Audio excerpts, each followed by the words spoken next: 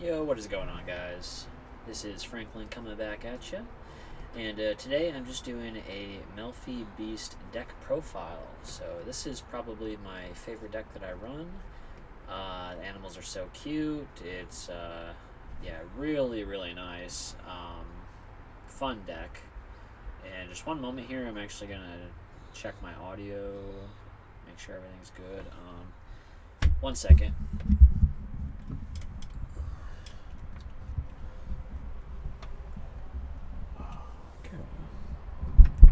Okay. Sorry, I had to move my mic closer to me. So, yeah, anyways, this is the deck profile, so let's get it started.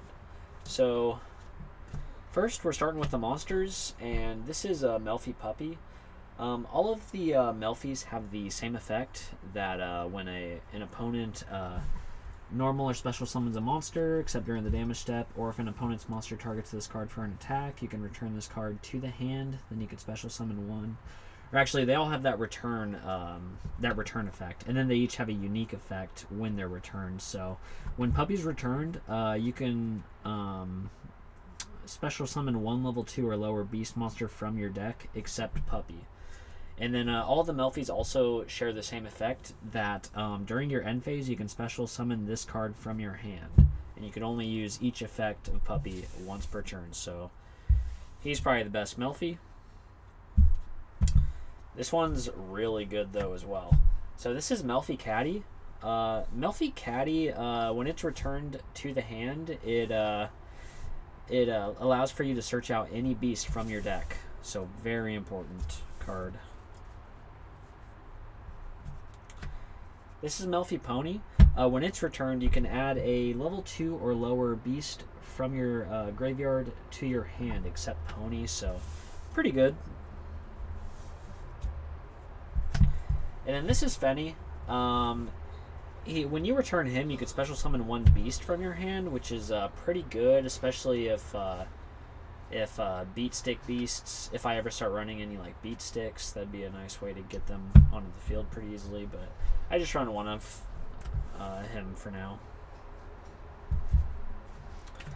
This is Rescue Cat. This is arguably the best card in the deck. You can send it to the graveyard to special summon 2 level 3 or lower beast type monsters from your deck. Their effects are negated, and you can only use each effect of Rescue Cat once per turn. And so, really nice card, and it looks really cool too. Here, let me get that to the camera. Yeah, really cool. Then for a one of, I run a Fabled Cerebrel. And that's just because I do run one Fabled Synchro monster currently. And then I run a Hoppier Squadron. What's really cool about him is that you can synchro summon using him during your opponent's turn, because he has a quick effect that during your opponent's main phase, target one of your face-up monsters, and special summon this card from your hand, and then you immediately have to synchro summon using just the card that you targeted and this card. So pretty cool that you can just synchro summon like that on your opponent's turn. Then I do run 3 of the Valeraphon, Mystical Beast of the Forest. She has a really good effect. If you discard one card, then you can target one level 2 or lower beast monster from your graveyard, except this card.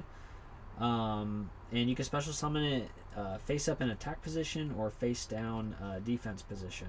And you can only use the effect once per turn, but that's really good because that gets you into Xyz plays really easily. Obviously, it adds bodies on boards for synchros, for link summons. Just a really good card. And then this is the primary card that you're going to want to special summon off of Puppy.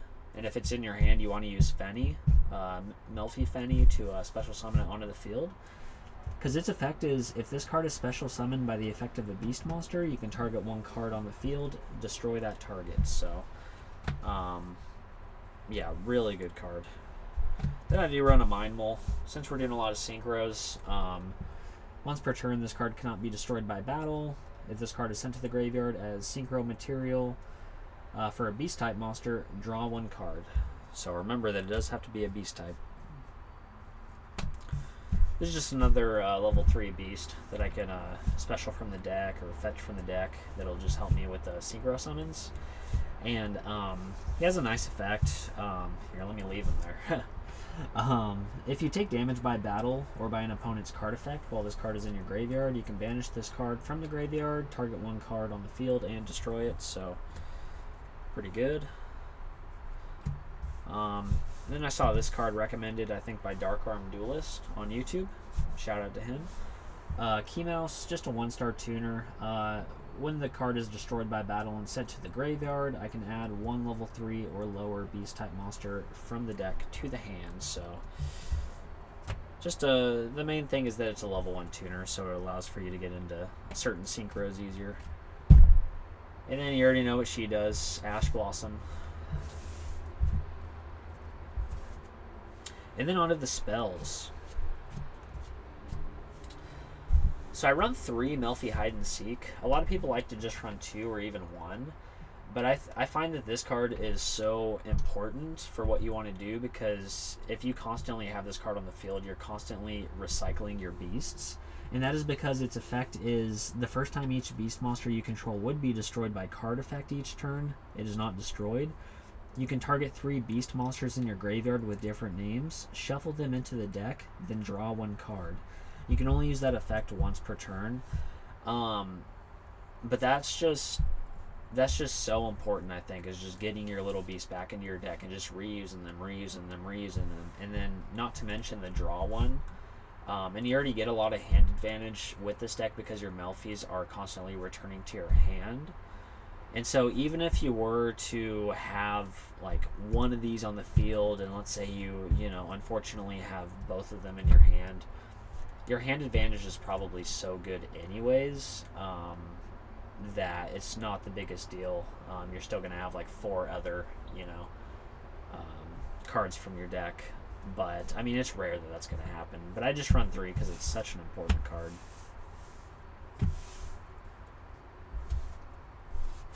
I run 1 Melffy tag. This is just a monster reborn for Melffys.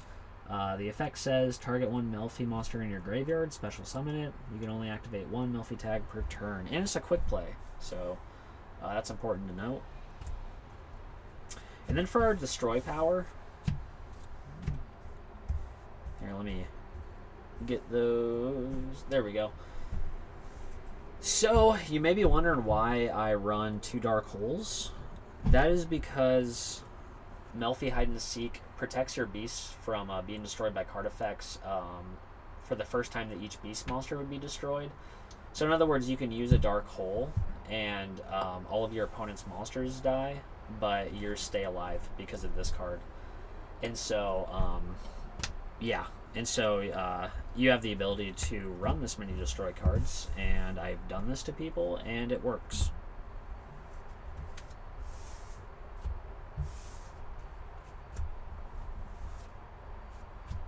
This is a really good card. This is kind of like a better version of Rescue Cat, I guess, because it's a spell.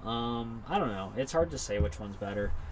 If you control no monsters, special summon 3 level 2 or lower beast effect monsters with different names from your deck, but their effects are negated. Also, they are destroyed during the end phase. For the rest of this turn, after this card resolves, you cannot special summon monsters except beast monsters. So, insanely good card when you have no monsters. If you're going first, or what am I saying? If it's your first turn in a duel and you draw into that, that's really nice.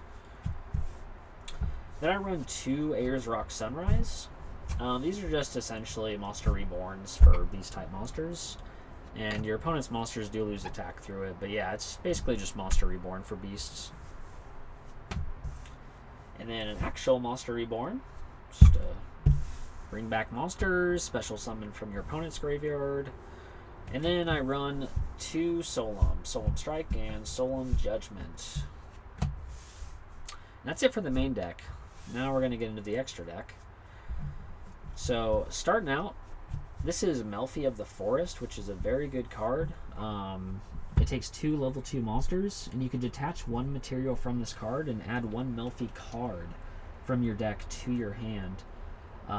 If another And then that's really good because you can search out any Melffy card. It does not have to be a monster.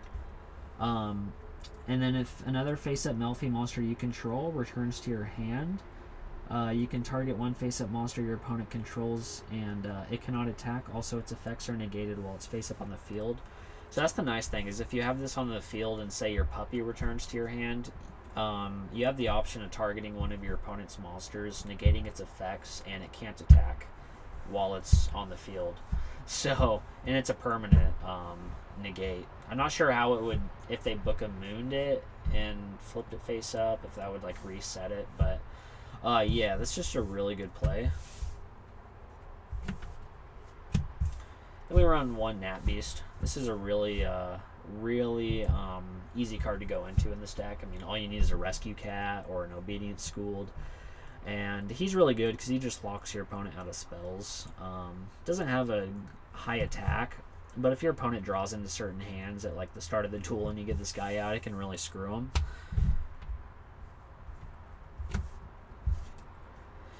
And then I run a Naturia Barkion. The nice thing about him is that he locks your opponent out of traps as long as you can banish 2 cards from your graveyard. It's fun getting Nat Beast out and him, because then you're just essentially locking them out of spells and traps. Herald of the Arclight. I like to go into him with the Hoppier Squadron card, because you can do that during your opponent's turn and go into him, and then you have a negate on board. Dark Arm Duelist here on YouTube actually showed me that. This one I might be removing. I have a Trishula on the way, and I think another Synchro, so just Stardust. I really like that artwork. But yeah, he's probably not going to be staying because, you know, he does negate a Destroy, but his attack's only 25, and yeah, I don't know. We'll see, though. We'll see. Then I have a Bryonic. For obvious reasons, he's really good if you're running a Synchro deck. You just discard 1 card and you can return a card on your opponent's field. And you could just do that. You could discard like 5 cards and return 5 cards. You know, he's super good. This guy's pretty good too. The Phantom Knights of Cursed Javelin. It just takes 2 level 2 monsters. You can detach 1 material from this card and target 1 face-up monster your opponent controls. Until the end of this turn, change its attack to 0, and also it has its effects negated. This effect can be activated during either player's turn, so that's really good for obvious reasons. And then here's my nuke, Black Rose Dragon. This nukes the whole field, but might come up. You might have to, you know, might need that. Mannequin Cat. I haven't utilized this card, but it's super good. It takes 2 level 2 monsters. Once per turn, you can detach 1 material from this card, target 1 monster in your opponent's graveyard, special summon it to your opponent's field. If a monster is special summoned to your opponent's field while you control this monster, you can target 1 face-up monster your opponent controls, special summon 1 monster with the same type or attribute from your hand or deck or graveyard.